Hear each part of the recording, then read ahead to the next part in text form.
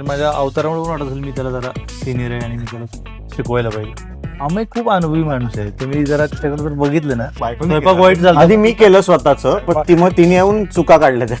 मग आता दोघांनी एकत्र एखादा सिनेमा दिग्दर्शित करायचा असं आम्हाला काही झालंय आपस असं? नसताना वगैरे असं काही वाटत नाही. तर ठरलंय की प्रत्येक क्षण हा स्पॉइलर असू शकतो.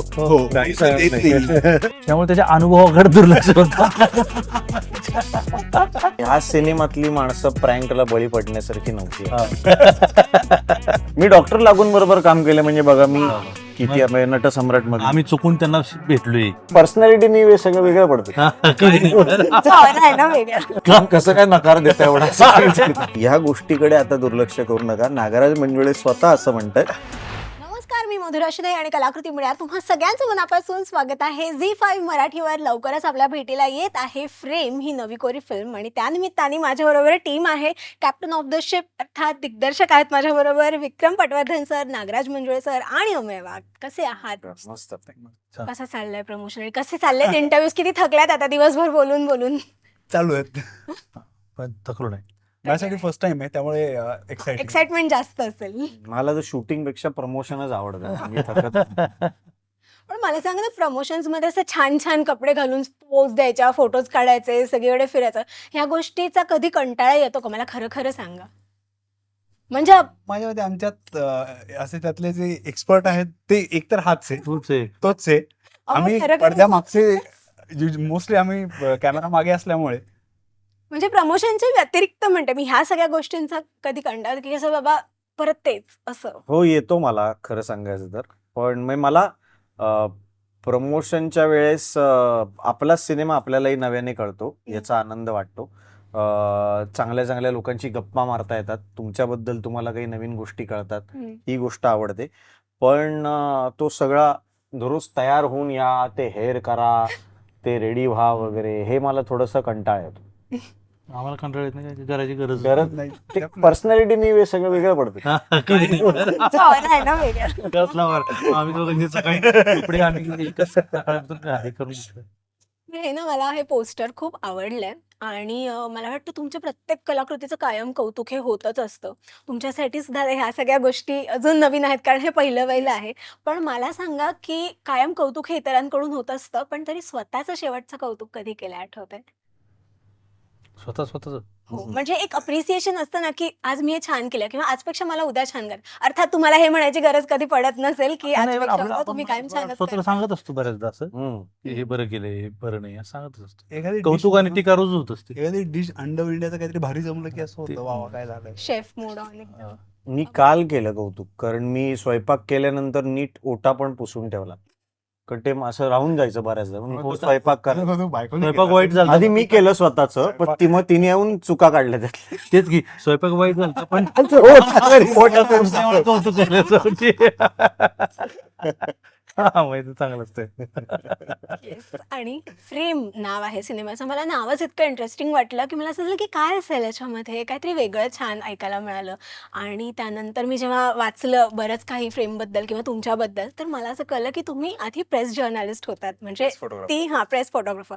सो ती जर्नी आणि डिरेक्टर ही जी काही जर्नी आहे, मला तुमच्याकडून थोडक्यात ऐकायला आवडेल की टेक्निकली आणि इमोशनली ती जर्नी तुमच्यासाठी कशी होती? दोन्हीच्या वेगवेगळ्या रिक्वायरमेंट आहेत. हम्म. म्हणजे प्रॅक्टिकली स्पीकिंग, जेव्हा प्रेस फोटोग्राफर म्हणून काम करत होतो तेव्हा सुरुवातीला अजिबातच हे डोक्यात नव्हतं की आपल्याला काही पुढे जाऊन याची फिल्म करायची वगैरे. ते इव्हेंच्युअली सुचत गेलं, तेव्हा मी हार्डकोर प्रेस फोटोग्राफर म्हणूनच काम करत होतो. पण इव्हेंच्युअली असं वाटायला लागलं की आपण ज्या क्षेत्रात आहोत त्यात एक पोटेन्शियल आहे, एक कथा बनायचं. त्या दृष्टीने त्याचं लिखाणकाम चालू झालं, मग लिहून पूर्ण झालं आणि लक्षात आलं की नुसतंच आपल्याला याची फिल्म करायची आहे हे करून नाही चालणार, आपल्याला फिल्म हे मीडियम तर शिकायला पाहिजे. मग मी जॉब क्विट करून फिल्म मेकिंगमध्ये आलो. मग एक अंदाज यायला लागला की कशा पद्धतीने फिल्म बनवल्या जातात. काही जणांना मग असिस्ट केलं ॲज अन असिस्टंट डिरेक्टर म्हणून. मग अजून अंदाज यायला लागला, एक कॉन्फिडन्स यायला लागला की आपल्याला जे सांगायचं आहे त्याच्यासाठी आपण हळूहळू तयार होतोय स्टेप बाय स्टेप. आणि एका पॉईंटला असं वाटलं की आता आपण या स्टेजला आलोय जिथं इतका बेसिक कॉन्फिडन्स आहे की आपण आता आपली कथा पुढे नेऊ शकतो. तर असे हे दोन्ही वेगवेगळे स्पेक्ट्रम आहेत, त्याच्या वेगवेगळ्या गरजा आहेत. त्यामुळे अर्थात कथा सुचली इकडून, पण ती अशी इझिली हे नाही झालेली. त्यासाठी मोठा प्रवास इकडून तिकडे जाण्याचा झालाय. आता ही फ्रेम सेट झाली. आता ही झाली असेल. नागराज सर, ह्या फिल्ममध्ये ना तुमचा एक डायलॉग आहे की आयुष्याचा कोणताही असा एक ठराविक फॉर्मॅट नसतो. तर मला तुम्हाला आवडेल विचारायला की नागराज मंजुळे म्हणून तुमच्या आयुष्याचा फॉर्मॅट आता फ्रेम झालाय. तुम्हाला काय वाटतं की त्यात म्हणजे आता तुम्ही समाधानी आहात त्याच्यामध्ये, का अजून काही गोष्टी बाकी आहेत? म्हणजे अर्थात कोणी समाधानी पूर्णपणे होत नाहीच, पण तरी मला आता ह्या स्टेजला काय आहे? आता असं बाकी तर असणारच आहे, कारण की आपण जगतोय, अजून जिवंत आहोत आणि तोवर आपलं बाकी आहेच. आणि तुम्ही प्रश्न विचारल्यानं उत्तरही दिलं की असं समाधानी असं काय होत नाही की झालं आता. आणि आपल्या आयुष्यात तीच गंमत आहे की आपण चालत राहतो, जगत राहतो. दररोज नवीन काहीतरी एक लागून राहते आशा जगण्याची. आज काय फॉर्मॅट काही नाही, हे खरंच आहे. तुम्हाला जगणे आणि कधी कधी बघायला गेलं तर काही असं हेतू नाही जगण्याला, काही कुठं इप्सित ठिकाण नाही. तर मजा हीच आहे की याला फॉर्मॅट नाही. मॅम, सिनेमामध्ये सर तुझे मेंटॉर म्हणून सुद्धा आहेत. तुला खूप गोष्टी सांगतात, शिकवतात, तुझ्याबरोबर आहेत कंटिन्युअस. तू एक काय म्हणतात, एक यंग कलाकार आहेस. तर मला ऐकायचं आहे की प्रत्येक तुझ्या टप्प्यावरती करिअरच्या तुला असे व्यक्ती तुला भेटत गेले असतील, असे कलाकार भेटत गेले असतील, ज्यांनी तुला त्या तुझ्या जर्नीमध्ये खूप गोष्टींसाठी गायडन्स दिला असेल, ॲडवाईस दिले असतील किंवा काही सल्ले दिले असतील, सांगितलं असेल. मला आज आवडेल ऐकायला की नागराज सरांकडून तुला ह्या फिल्मच्या निमित्ताने काही असं छान एखादं ॲडवाईस मिळालं का? किंवा एक ऑब्झर्वेशनमधून सुद्धा आपण खूप गोष्टी शिकतो. मला ॲडवाईस असं नाही, म्हणजे मी तर असं म्हणेन की ते माझं काम होतं ते वेचत राहणं. मला उलट असं वाटतं, आम्हाला विचारते प्रश्न असं काहीतरी दिसते की मी म्हणजे माझ्या अवतारामुळे पण वाटत असेल मी त्याला जरा सिनियर आहे आणि मी त्याला शिकवायला पाहिजे. आम्ही खूप अनुभवी माणूस आहे. तुम्ही जरा त्याच्याकडे जर बघितलं ना, आणि तो शिकत असेल स्वतंत्रपणे तर त्याचा त्याचा भाग आहे. माझ्याकडे शिकवण्यासारखं काही नाही. आणि आम्ही माझ्यापेक्षा जास्त ह्या इंडस्ट्रीत जास्त सिनियर आहे, त्यांनी जास्त काम केलेलं आहे आणि एकमेकांकडून आम्ही नक्कीच शिकू शकतो. पण हा तो प्रश्न मला पण विचारा की मी त्याच्याकडनं काय मला दोघांना अर्धा अर्धा विचारा. तर तू सांग. सगळ्यात आधी मी त्यांच्याकडनं हे विनम्रपणा शिकलो. जे आपल्याला आता कळतंय. नाही, मला बेसिकली मला असं त्यांच्या बरोबर गप्पा मारताना मला खरंच वेगवेगळे विषय काढायला आवडतात. कारण त्यांचा ओव्हरऑल दृष्टिकोन गोष्टींकडे बघण्याचा, आयुष्याकडे बघण्याचा, हाच मुळात मला इंटरेस्टिंग वाटतो. आता त्यातनं मी बऱ्याचशा गोष्टी शिकतो किंवा मला बऱ्याचशा गोष्टी कळतात या सगळ्या ह्याच्यात. मला असं वाटतं, अच्छा असं पण बघता येतं का या सगळ्याकडे? हो, हा पण एक पर्स्पेक्टिव्ह असू शकतो. हा केवढा इंटरेस्टिंग आहे. तर तो जो एक वेगळाच पर्स्पेक्टिव्ह आहे त्याचं मला फारच त्याची गंमत वाटते. आणि एक गोष्ट आहे जे नागराज मंजुळे ह्यांच्यामध्ये माणूस म्हणून असेल, कवी म्हणून असेल, लेखक म्हणून असेल, दिग्दर्शक म्हणून असेल, अभिनेते म्हणून असेल, निर्माते म्हणून असेल, त्यांना त्या सगळ्यातल्या सच्चेपणाचा, त्या खरेपणाचं भयंकर अप्रूप आहे. म्हणजे स्वतःच्या कामात तर तो सच्चेपणा आणि खरेपणा आहेच, म्हणूनच त्यांचं काम एवढं लोकांना इतकी वर्ष भावत आलंय. पण एखाद्या गोष्टीमध्ये सच्चेपणा दिसला तर ते पहिले तो वेचणारे असतात किंवा तो ओळखणारे असतात. तर ही गोष्ट मला डेफिनेटली त्यांच्याकडनं म्हणजे मी असं म्हणेन की ही शिकण्यासारखी आहे. मी सांगतो ना, आम्ही जसं म्हणलं की हा रोल जो नीट झाला ना, तर आम्हीचा पण लय हात आहे. कारण की तुमचा समोरचा अभिनेता आणि तो ना त्याला खूप चांगलं कळतं. म्हणजे त्याने जे काही सीन केलेत, मला बऱ्याचदा मी म्हणजे ॲज अ ॲक्टर चाचपडत असायचो की हे काय करायचं. कधी कधी तीव्र इमोशन आहेत, मी याला विचारायचो किंवा मी दिसण्याबद्दल मला शंका होत्या. तर आमयच्या सोबत ते नीट झालं. आणि दुसरी गोष्ट, आमयचा एक तोटा पण होतोय की तो इतका असा काय म्हणायचं त्याला, तो इतका यंग आहेस अजून, आणि त्याच्यापेक्षा अजून जास्त वाटतो जेवढा आहे त्याच्यापेक्षा. त्यामुळे त्याच्या अनुभवाकडे दुर्लक्ष होतं.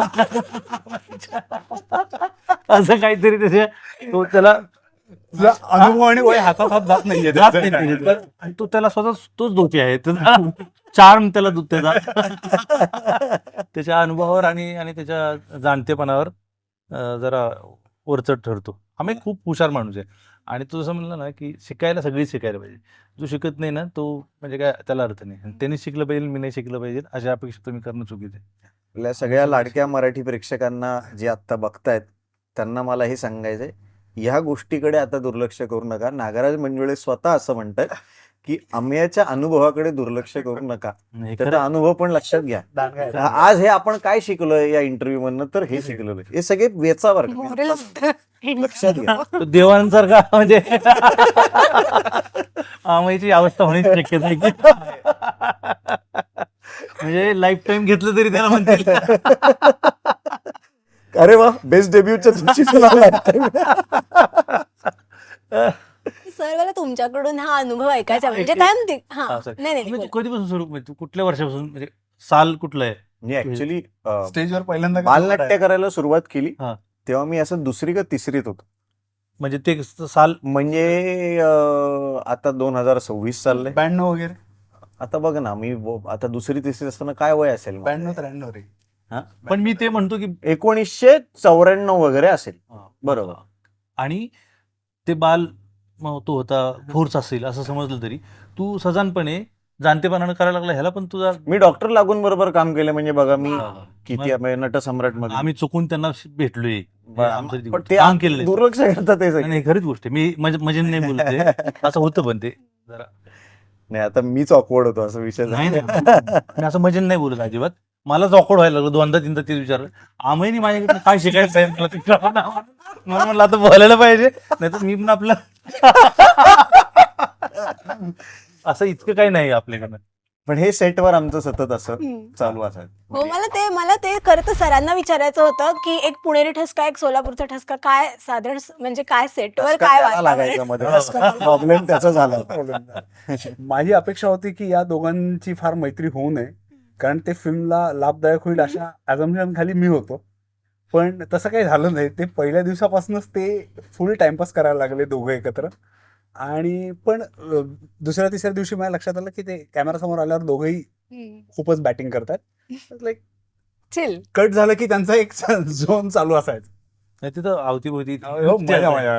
विषय एवढे आणि विषय एवढे होते. सो सर मला तुम्हाला विचारायचं आहे हा अभिनेता म्हणून काम करण्याचा अनुभव कसा होता? म्हणजे दिग्दर्शक म्हणून, निर्माते म्हणून, कवी म्हणून असं खूप छोटं-मोठं- तुमचं पाहिलं आम्ही, पण हा अनुभव कसा होता? छोटं मोठं मी करत होतो, पण हे पहिल्यांदा असा मोठा रोल हा. केला आणि याच्यामुळे तो केला. मला मजा आली हम्म. आणि मला एक सतत भीती होती, शंका होती की मी खरंच नीट वाटेन का ह्या रोलसाठी, किंवा हे सगळं मला नाही का झेपेल का, एक कलाकार म्हणून व्यक्तिमत्व म्हणून आपण यात फिट होऊ शकू का. पण विक्रमला खूप आत्मविश्वास होता की मी नीट करेन. हम्म. मला मजा आली आणि मला आता म्हणजे की आत्ता पण काही जण म्हणले, आमय आणि विक्रम पण मला बऱ्याचदा म्हणलं की चांगलं काम झालंय तुझं खरंच. तर बरं वाटतंय की मी एक मोठा रोल, फुल फ्लेज रोल आमयच्या सोबतीनं करू शकलो. मला मजाच येते. क्या बात आहे. अमय मला सांग, आता सर बोलले ना तर तेव्हा माझ्या डोक्यात हे आलं की त्यांना हा डाऊट होता की आपण करू शकू की नाही, किंवा त्यांनी तुम्हालाही विचारलं की होतंय ना, मी दिसतोय ना. तर हा ना एक सेल्फ डाऊट असतो ना, जो मला वाटतं हा प्रत्येकाच्या मनात असतो. म्हणजे मग ते कोणतंही क्षेत्र असू दे, प्रत्येकाला वाटतं की मी ह्यात फिट असेल ना, मी हे करेन ना, हे जमेल ना. मला सांग, तुला तुझ्या करिअरच्या सुरुवातीला असं कधी वाटलेलं, आणि त्यानंतर तुला कधी तो विश्वास बसला की येस, हे मला जमतंय, मला हेच करायचं, मी हे करू शकतोय? नाही, मला असा सेल्फ डाऊट रोज येतो खरं सांगाय. म्हणजे आज आपण कसे दिसतोय, आज आपण नीट बोलू शकू का इंटरव्ह्यूज मध्ये, का आपण आपलं मन कुठेतरी तिसरीकडे भरकटत जाईल, आज आपण कॅमेरा समोर जसं अपेक्षित आहे तसं काम करू शकतो का, हा सेल्फ डाऊट मला रोज वाटतो. पण मी प्रयत्न करतो त्याच्यावर मात करायचा. आणि त्याच्यावर एकच उपाय आहे की आजूबाजूच्या लोकांनी तुम्हाला असा जर दिलासा दिला, प्रोत्साहन दिलं, तरच ते होऊ शकतं. कारण हे शेवटी समूह कला आहे. चित्रपट बनवणं तुमच्या एकट्याच्या हातनं ते होऊ शकत नाही, ते समूह कलाच आहे. तुम्ही जरी एकटे असलात तरी, म्हणजे मला ना ते असं म्हणजे मी एकटा रूम मध्ये आहे पण घरात खूप लोक आहेत असं मला बरं असतं. म्हणजे तसं फिलिंग येतं कायम सिनेमात काम करताना, की काही लागलं तर सगळे आहेत बाहेर हॉलमध्ये, सगळे बसलेले आहेत. आत्ता मी एकटाच आहे कॅमेरा समोर, मला कळतंय ते मलाच करावं लागणार आहे, पण हे सगळ्यांच्या साथीनेच होणार आहे. किती छान. सर तुम्हाला विचारायचं, तुम्ही जे मगाशी सांगितलं की ही जर्नी खरं तर तुमची आधीपासूनच होती आणि एका पॉइंट नंतर ते सगळं हे झालं, पण एक ती मोमेंट जेव्हा तुम्हाला असं वाटलं की आता ते सोडून हेच करावं, तो जो एक कॉन्फिडन्स असतो की हो आता ती वेळ आली आहे. ज्या दिवशी मी जॉब सोडला ॲज अ प्रेस फोटोग्राफर, ती मुवमेंट होती माझ्यासाठी. म्हणजे one fine day I decided to quit my job. आणि त्याच्यामागे काही फार थॉट वगैरे असा नव्हता. असं आलं की रिस्क घ्यायची तर ते आत्ताच घ्यायला पाहिजे, नंतर रडत नको बसायला. हा. त्यामुळे one fine I just quit my job आणि मी फिल्मला स्टिल्स आणि मेकिंग करायला लागलो. मग डिरेक्शनमध्ये आलो आणि हळूहळू हे घडत गेलं. आय थिंक काहीतरी सोडावं लागतं खरं. वेगळ्या ह्याच्यात येण्यासाठी. तर I think that was the moment. आणि मला वाटतं ती रिस्क घेणं पण खूप कठीण असतं. म्हणजे सगळं एका सरळ रेषेत चालू असताना अचानक ते सगळं थांबून किंवा सोडून त्या गोष्टीला नाही म्हणणं किंवा ते सोडून पुढे येणं हे बरोबर आहे, पण खूप माझ्यावर छान अशा काही आहे. तेव्हा फार काही ग्रेट जबाबदाऱ्या वगैरे आत्ताही नाही आहेत, पण तेव्हाही काही खूप जबाबदाऱ्यांचं ओझ्यामध्ये मी बुडले वगैरे असं कधीच नव्हतं. तर त्यामुळे मी असं ते सोडू फोकस्ड शकत होता. होतो. काय पण ह्या सिनेमाच्या निमित्ताने आता दिग्दर्शक म्हणून पदार्पण केलंय आणि मला वाटतं तुमचा भाऊ म्हणजे क्षितिज त्याने त्याचं सुद्धा दिग्दर्शक म्हणून Correct. पदार्पण झालेलं आहे. काहीच मला वाटतं लास्ट इयरच आला होता आता सिनेमा. काही महिन्यांपूर्वी हा. येऊन गेलं. हा, अभिनय आणि रेणुका Correct. मॅम बरोबर. सो आता मला वाटतं भावाच्या पावलावर पाऊल ठेवून पुन्हा एकदा दिग्दर्शक म्हणून तुम्ही पण भेटीला आलात. मग आता दोघांनी एकत्र एखादा सिनेमा दिग्दर्शित करायचा नाही, असं आम्हाला काही झालंय अब्बास असं? मस्तान हो वगैरे असं काही वाटत नाहीये आम्ही दोघं. पावलावर पाऊल ठेवतोय तोपर्यंत ठीक आहे, पोटावर पाय ठेवला की घडत. जी सगळ्यात चांगली गोष्ट आहे मला असं वाटतं की त्याच्याकडे त्याला खूप मनापासून सांगायच्या काही कथा आहेत हम्म. दिग्दर्शक म्हणून सुद्धा, हा. आणि माझ्याकडे माझ्या काही कथा आहेत ज्या मला दिग्दर्शक म्हणून सांगायच्या. आणि आम्हाला दोघांनाही हे माहिती आहे की आपले काय म्हणूयात आपल्या टेस्टच वेगवेगळ्या आहेत. तर त्यामुळे असं कधी होत नाही. अर्थात आम्हाला दोघांनाही खूप आनंद आहे की एकाच वर्षामध्ये दोघांचेही दिग्दर्शक म्हणून चित्रपट येतात. घरचे त्यामुळे खूप खुश आहेत. दोन्ही मुलांचे चित्रपट येतात म्हणून. पण दॅट्स अबाउट इट. म्हणजे त्याचं असं काही आम्हाला दोघं एकत्र येऊन काहीतरी डिरेक्ट करू वगैरे असे काही अजून तरी प्लॅन नाही आहेत. पण हे खरंच म्हणजे ते दोघं पोल्स अपार्ट आहेत. दोघंही प्रचंड टॅलेंटेड आहेत, हो. आपल्याला माहितीच आहे.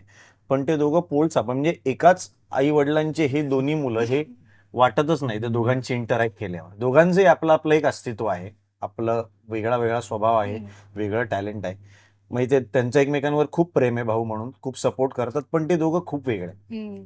या दोघांबरोबर मी काम केलंय म्हणून सांगू शकतो हक्काने. बरं, मी आत्ता जसं सरांना विचारलं की एखादी गोष्ट चांगली चालू असताना तिला नाही म्हणून किंवा ती गोष्ट बाजूला ठेवून पुढे येणं हे खूप रिस्की असतं आणि मला वाटतं हे प्रत्येकाच्या बाबतीमध्ये होतं किंवा म्हणजे सेम पुन्हा एकदा कोणताही फील्ड असू दे ही रिस्क आहेच आहे. तुम्हाला असं कधी तुमच्या बाबतीमध्ये झालंय का की एखाद्या गोष्टीला तुम्ही नाही म्हणालात, नंतर तुम्हाला असं वाटलं की मी उगाच म्हणालो आणि आता ह्या स्टेजला जिथे तुम्ही आलात, जिथे तुमच्यासाठी स्क्रिप्ट लिहिली जातात किंवा तुम्हाला आता तो स्ट्रगल संपलाय की आता ऑडिशन्स द्याव्या लागतील किंवा असं तुम्हाला तुमचं एक नाव आहे, तुमची ओळख आहे आणि तुम्हाला असं वाटतं की आता मी या ठराविक गोष्टींना नाही म्हणू शकतो. मी ऍक्टर म्हणून असं लई करतच नाही ना काम. पण- मला ना मला म्हणतो तुमच्याकडे जास्त काम कसं काय नकार देता एवढा? मला कोणी विचारतच नाही तर मी नकार द्यायचा प्रश्न येत नाही ना. मी वर्षातनं 2-3दा तरी हो म्हणतो. नाही नाही, पण मला विचारतच नाही. तू हो म्हणाला नाही म्हणाला तुला विचारत असते. विचार मला काय विचारायचा प्रश्न नाही. नाही, हा मी- फिल्म कर डिरेक्टर म्हणून विचारत असतील, बरोबर. अभिनेता म्हणून विचारलं ते. हे या क्षेत्रात म्हणजे नकार देणं हीच सगळ्यात मोठी ताकद आणि तीच सगळ्यात अवघड गोष्ट आहे. माणसाने ठरवलं तर माणूस 365 दिवस रोज काम करू शकतो. पण रोज कामावर जायचंय का चांगलं काम करायचंय ह्या दोन वेगळ्या गोष्टी आहेत. तर तेच ठरवावं लागतं. खूप अवघड गोष्ट आहे, पण प्रत्येकाचा आपापला वाईट पण वाटू शकतं, पण हो. एकदा तुम्ही ठरवलं की ठरवलं, त्याला काही करू शकत नाही. इरिव्हर्सिबल आहे ते. मला वाटतं ते कोणासाठी खूप मोठं प्रिव्हिलेज आहे ना, तुम्हाला तुमचं पाहिजे ते काम चूज करता येणं आणि बाकी Exactly. कामाला नाही म्हणता येणं. हो. कुठल्याही कलाकारासाठी मला ते तो त्याचा अल्टिमेट ड्रीम असेल की मला पाहिजे तेवढं काम निवांत माझ्या पेसनी मला करता यावं. मला ह्या फोटोबागची स्टोरी ऐकायला आवडेल. हा फिल्म मधलाच हा काही पब्लिसिटी स्टिल वगैरे नाही. हा फिल्म मधल्याच एका सिक्वेन्स मधला स्टिल आहे ज्याच्यात त्या एका सिक्वेन्स मध्ये दोघं एकत्र आहेत. सेम इन्सिडेंट मध्ये ते दोघं एकत्र आहेत. तर तिथला हा स्टिल आहे. फार आता ते कुठल्या लोकेशनला आणि काय आहे त्याचं मी विक्रमचं ठरलंय. प्रत्येक क्षण हा स्पॉइलर असू शकतो. नाही, देत नाही. कुठलं होतं ते माहितीये, पण हा कुठला होता तो मला माहितीये, पण त्याचा मी स्पॉइलर दिला तर नाही. ते काय बघता येत ना ते लई इंटरेस्ट. ते ऍक्च्युली असं आहे की मी नागराज अण्णांना म्हणतोय की मी उद्या हे कपडे घालू का? मग काय आहे? हा रेफरन्स फोटो आहे. ते फोटो बघून म्हणतात की हे कपडे आहेत का, पेक्षा वेगळं काहीतरी घालतो मी, आणि त्यांचा अप्रुव्हल शोधतोय आणि ते वेगळाच. पण शूट मध्ये म्हणून असे खरे खुरे किती किती फोटो काढलेत. आम्ही सगळे फोटो खरे काढले. खूप काढलेत त्यांनी. खूप काढले. आम्हीच काढले. Actually यांनी तुम्हीच काढलेले काढलेत सगळे, actually वा. या दोघांनी काढलेले फोटो कॅरेक्टर म्हणून आम्ही फिल्म मध्ये वापरलेच सुद्धा. ओ आम्हाला ते थोडं शिक्षण पण झालं हम्म. की कसा कसे camera काढायचं. करायचा किंवा आम्ही बऱ्यापैकी तयारी पण केली कॅमेरा कसा हाताळायचा याची, आणि त्यामुळे मग नंतर आम्हाला मजा यायला लागली ते फोटोज काढायला. मी सीन मध्ये फोटो काढायचा अभिनय नव्हतो करत, आम्ही ऍक्च्युली ते फोटो काढत होतो बऱ्याच. भारी. हेच तुम्हाला जाता जाता विचारायचं, या सिनेमाच्या निमित्ताने एक अशी गोष्ट जी तुमच्या मनात कायम फ्रेम करून राहणार आहे, तर ती कोणती? माझ्यासाठी तर पहिली फिल्मच म्हणजे ही फिल्म घडणं हम्म. इटसेल्फ, आणि त्याहून चांगली गोष्ट की ज्या ज्या लोकांबरोबर मला काम करायचं होतं त्यांच्याबरोबर मला फिल्म करता येणं, नागराज दादा असेल, अमय असेल, किंवा आमचे सगळे टेक्निशियन्स किंवा क्रू असेल अख्खा. तर मला वाटतं की फार कमी जणांच्या नशिबात असेल की पहिल्या फिल्मला तुम्हाला जे जे तुम्ही मागताय ते सगळंच मिळतंय. तर I think I am fortunate enough to get that. म्हणजे हा सगळा अनुभवच खरं तर आम्ही खूप मजा केली, आणि एक अत्यंत संवेदनशील विषय होता, आणि तो इतक्या आम्ही आनंदानं, आणि आम्ही 21-22 दिवसात शूट केलं. अत्यंत आनंदात निर्विघ्नपणे आम्ही ही फिल्म शूट करू शकलो त्याच्या मनासारखी. तर त्याची मजा आहे. लॉकडाऊनच्या काळात आम्ही सुरू केलं होतं, त्यामुळे थोडा म्हणजे आम्ही शूट तेवढंच केलं, पण जरा असं दिरंगाई झाली, हे झाली. पण बेस्ट मेमरीज आहेत सगळ्या. आणि आम्ही इथं जिथे नाही तर आमचे प्रोड्युसर मित्र रणजित गुगळे आणि अनिश, अनिश जोग आणि MJ, आमचे जे आमचा DOP आहेत मिलिंद जोग, मिलिंद जोग. त्यामुळे सगळ्यांनी खूपच त्या 20-21 दिवसात फारच कल्ला केला. क्या बात आहे. अमर, प्रँक बिंक नाही केलेत का काही सेटवर? नाही, ब्रेक मध्ये, म्हणजे ऑफकोर्स विषय तसा नाही आहे, पण तरी तुमची मजा चालू असताना ह्या सिनेमातली माणसं प्रँकला बळी पडण्यासारखी नव्हती. हा. तुझ्यावरच उलटला असता का? हा तो सेट नव्हे. ते वेगळ्या सिनेमाला हा प्रश्न विचार, मी 10 उत्तर. ह्या सेटवर प्रँक करायचं वगैरे धाडस होईल, कोणीच प्रँकला बळी पडणार नव्हतं. का सगळेच सगळे एकसे एक होते, त्यामुळे तसं शक्य नव्हतं या सेटवर. तुझ्यासाठी कोणती होती? नाही सॉरी, नाही, कोणी प्रयत्नही केला नाही प्रँक. हा, नाही काय तुझ्यासाठी कोणती होती एक मुवमेंट जी काय राहील फ्रेम? या सिनेमातली येस, बिहाइंड द सीन पण चालेल ना, कुठची असेल तर, असं नाही की फक्त फिल्म रिलेटेड. नाही, फिल्म मध्ये एक सिक्वेन्स आहे जेव्हा नागराज अण्णांनी जे कॅरेक्टर केलंय चंदू पानसरेंचं आणि मी, आम्ही कुठेतरी जात असतो एकत्र. तर आम्ही दोघंही बाईकवर, मी गाडी चालवतोय आणि ते मागे बसलेत असं आहे, आणि आम्ही अख्ख्या पुण्यातल्या रस्त्यांवर तो कॅन्डिड पद्धतीने शूट केलेला आहे.